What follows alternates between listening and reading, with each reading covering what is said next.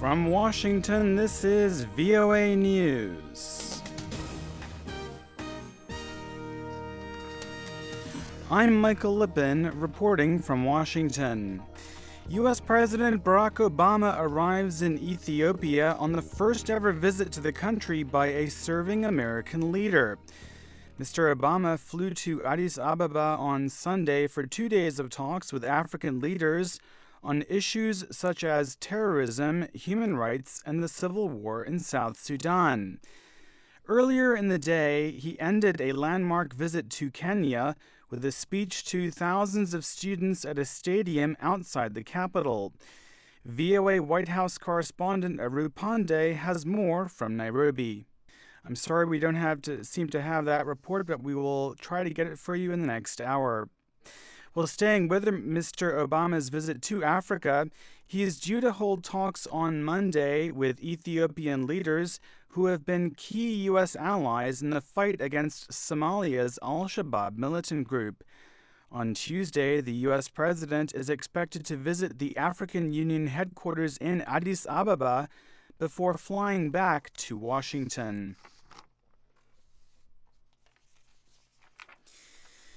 Syrian President Bashar al-Assad has acknowledged that his military has given up some regions of the country as it battles insurgents.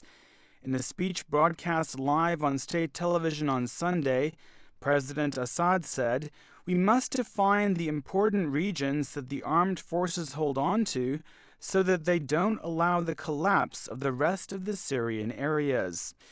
Mr. Assad also said that countries that stand up for their rights ultimately go on to win their battles, as Iran eventually did in its nuclear negotiations with the world community. You're listening to VOA News.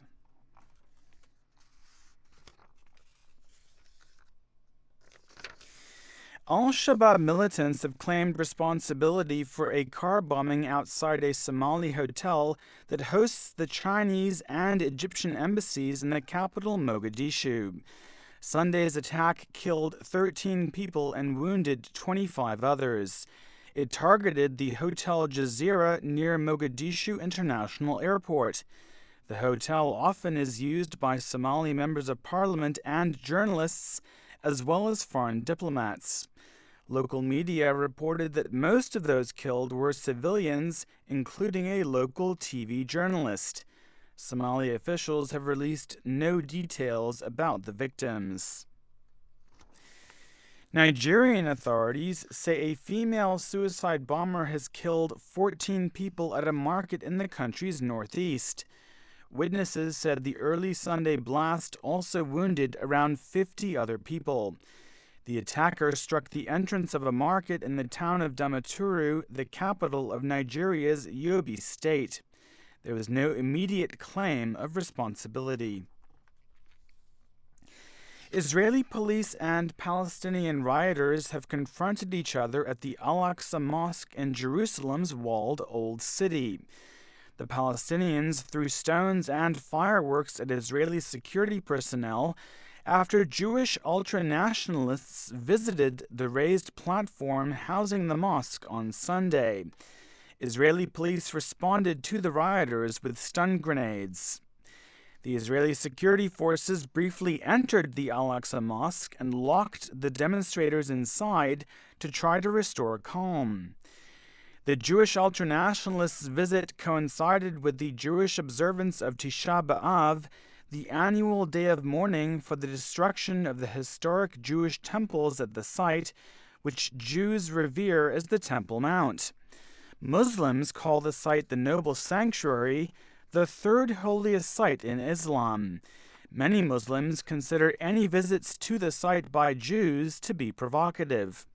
Israeli police arrested several of the rioters. Afghan authorities say the Taliban militant group has captured a key northeastern military base in overnight fighting, which ended with more than 100 Afghan security forces surrendering to the insurgents. Officials said the fighting in the Tirgaran area of Badakhshan province erupted on Friday night, when Taliban fighters staged coordinated attacks on several Afghan security outposts. A provincial official said border police personnel at the base surrendered to the Taliban because they were besieged and did not get reinforcements from the Afghan central government. In a statement, the Taliban said its fighters took control of several security installations in the area and captured 110 Afghan national security personnel. I'm Michael Lipin in Washington. That's the latest world news from VOA.